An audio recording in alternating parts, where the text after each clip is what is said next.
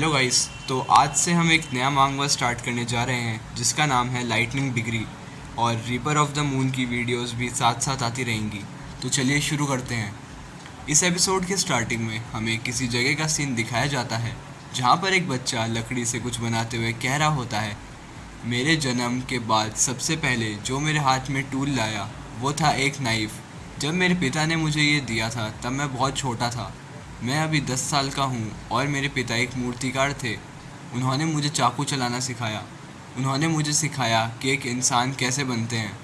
वो बच्चा कहता है, मैंने मेरा ब्रिलियंट माइंड और आर्टिस्टिक टैलेंट का यूज़ करते हुए मैंने मेरा काम पूरा कर लिया जिस पर मैं 10 साल से काम कर रहा था। ये मेरे पिता की मूर्ति है। आखिरकार मैंने मेरी मास्टरपीस पूरी कर ली।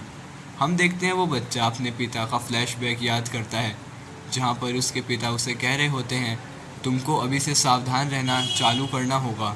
हम देखते हैं उसके पिता के हाथ काँप रहे होते हैं, लेकिन फिर भी वो अपने बेटे के सर पर हाथ लगाकर कहता है, तुम इस दुनिया में मेरे इकलौते बेटे हो, इसलिए तुम सावधान रहना। इस दुनिया में बहुत सारे बुरे लोग भी हैं, इसलिए मैं नहीं चाहता कि तुम बुरे लोगों से चोट लगे, और तुम किसी पर भी भरोसा मत करना, सिर्फ गैंग फैमिली के अलावा।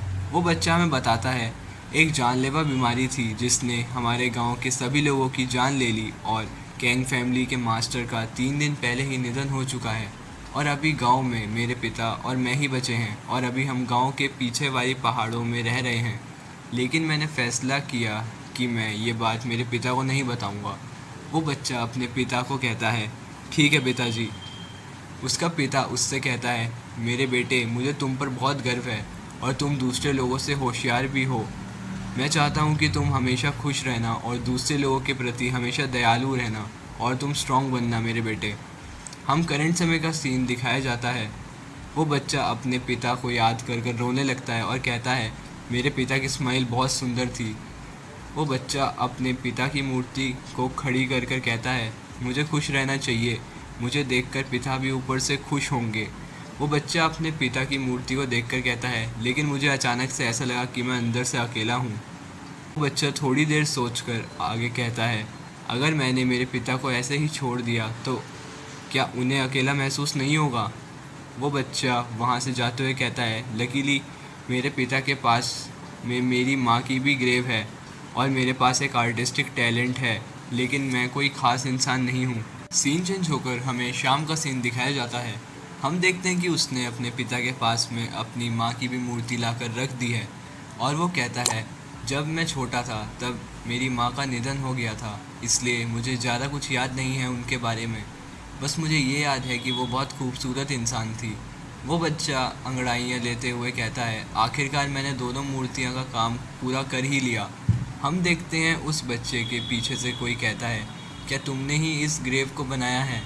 हम देखते हैं ये कहने वाला एक ओल्ड मैन होता है।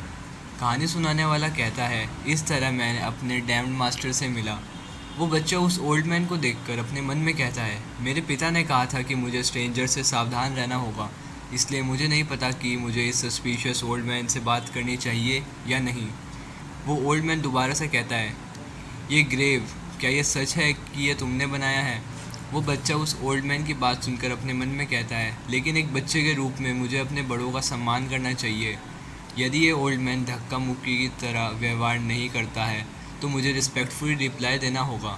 वो बच्चा तेज़ चिल्लाकर कहता है, हाँ, ये मैंने बनाया है। इस बच्चे को इतना तेज़ चिल्लाते हुए देखकर वो ओल्ड मैन भी थोड़ा हैरान हो जाता है। ओल्ड मैन कहता है, क्या तुमने स्कल्पचर्स को बनाया है? वो बच्चा खुश होकर अपने मन में कहता है, वाओ, मुझे यकीन नहीं हो रहा कि मेरे पास से गुजर रहे एक ओल्ड मैन मेरे मास्टरपीस से इम्प्रेस हो गया। ये बोलकर वो हंसने लगता है।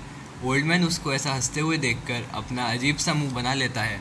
ओल्ड मैन उस बच्चे की ओर देखकर कुछ सोचने लगता है। वो बच्चा उस ओल्ड मैन को ऐसे सोचते हुए देखकर अपने मन में कहता है, उस ओल्ड मैन की उम्र देखते हुए लगता है कि वो मुझको कहेगा उसकी कब्र की एक मूर्ति बनाने के लिए। हम देखते हैं ओल्ड मैन कहता है, क्या तुम मुझे फॉलो करना चाहोगे? वो बच्चा कंफ्यूज होकर कहता है, आपके कहने का क्या मतलब है, और आप क्यों चाहते हो कि मैं आपको फॉलो करूं? ओल्ड मैन उस बच्चे से कहता है, अगर तुम मुझे फॉलो करोगे तो मैं तुम्हें इस दुनिया की बेस्ट मार्शल आर्ट्स टेक्निक सिखाऊंगा। वो बच्चा अजीब सा मुंह बनाकर कहता है, चलो भी, अब तुम मेरे साथ मजाक मत करो। और मैं तुम्हारी नॉनसेंस बातों पर क्यों विश्वास करूं? ओल्ड मैन उसकी बात सुनकर हंसते हुए कहता है, एक बार यहाँ पर देख बच्चे। हम देखते हैं कि ओल्ड मैन अपने हाथ उठाकर सामने की ओर एक अटैक करता है और वो अटैक इतना पावरफुल होता है कि सामने का पूरा जंगल डिस्ट्रॉय हो जाता है। वो बच्चा ओल्ड मैन की इतनी खतरनाक पावर देखकर अपने मन में कहता है, मुझे यकीन नहीं है कि ये ओल्ड मैन इतनी खतरनाक मार्शल आर्ट्स जानता होगा। ओल्ड मैन उस बच्चे से कहता है, सच बताना, क्या तुम इस मार्शल आर्ट्स को सीखना नहीं चाहते हो? वो बच्चा अपने मन में कहता है, ये मार्शल आर्ट्स दिखने में बहुत पावरफुल लग रही है और वैसे भी मेरे पास जाने के लिए और कोई जगह नहीं है। सीन चेंज होकर हमें थोड़ी देर बाद का सीन दिखाया जाता है। वो बच्चा कहता है, ठीक है, मैंने डिसाइड कर लिया, मैं तुमको फॉलो करूँगा। और ये एपिसोड यहीं ख़त्म हो जाता है। आप सभी को आज की वीडियो अच्छी लगी हो तो प्लीज़ लाइक एंड सब्सक्राइब कर देना और हाँ, कमेंट सेक्शन में बताना आप सभी को वीडियो कैसी लगी। सो आज के लिए इतना ही। Bye guys.